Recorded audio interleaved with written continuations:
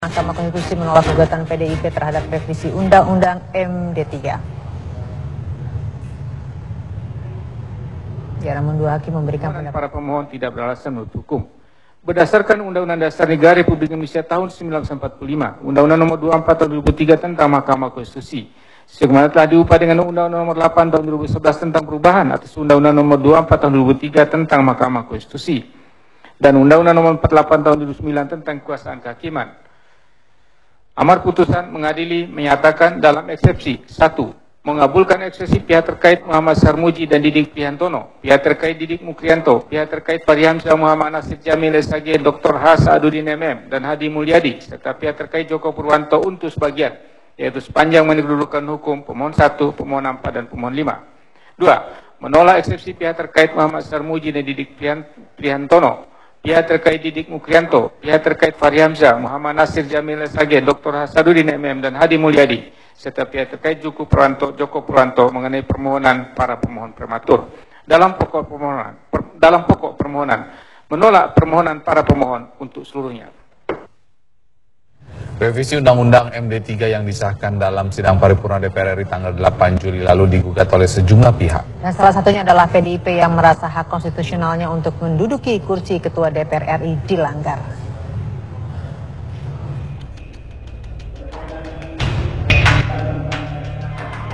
Sidang paripurna DPR RI pada 8 Juli 2014 mengesahkan revisi Undang-Undang Nomor 27 Tahun 2009. Undang-undang itu mengatur kedudukan MPR, DPR, DPD, dan DPRD atau dikenal dengan MD3. Sidang paripurna tersebut salah satunya merevisi pasal 84 mengenai jabatan Ketua DPR. Dengan undang-undang baru tersebut, Ketua DPR kini tidak otomatis dijabat oleh partai pemenang pemilu. Sidang paripurna yang digelar sehari sebelum Pilpres tersebut berjalan cukup alot. 3 fraksi, yaitu PDIP, PKB, dan Hanura, menolak revisi dan akhirnya walk out. Sedangkan fraksi lainnya secara aklamasi menyetujui revisi yang akhirnya disahkan oleh sidang paripurna.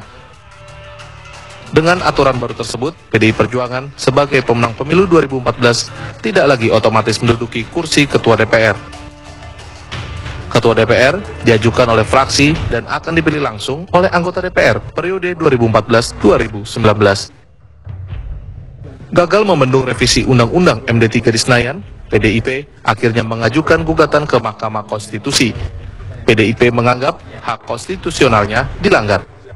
Dalam undang-undang sebelum direvisi, Ketua DPR RI menjadi hak partai politik pemenang pemilu. Oleh karena itu, mereka meminta MK untuk membatalkan pasal 84 dalam undang-undang tersebut.